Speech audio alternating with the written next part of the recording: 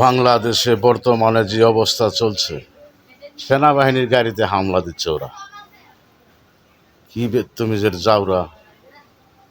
বেত্তমিজ বলতে সোজা করার জন্য অতি শীঘ্রই কয়েক মাসের ভিতরে তত্ত্বাবধায়ক সরকার অধীনে নির্বাচন দিয়ে সকল দলে মিলেমিশে আপনারা সব দলের থেকে মিলেমিশে যারা এমপি হবেন তাদেরকেও মন্ত্রী দেওয়া হবে।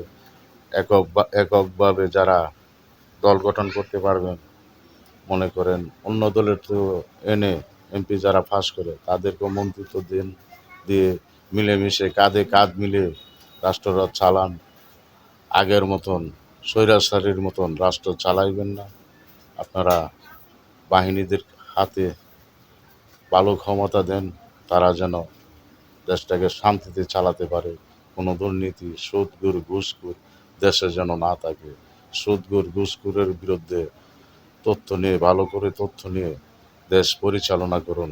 সবাইকে বলছি, বর্তমান সরকারের উপদেষ্টাগণকে, প্রধান উপদেষ্টাকে বলছি, আপনি অতি শীঘ্রই একটা ব্যবস্থা নেন, তা না হলে দেশের অন্যরকম হয়ে যাবে দেশ। আসসালামু আলাইকুম সবাইকে।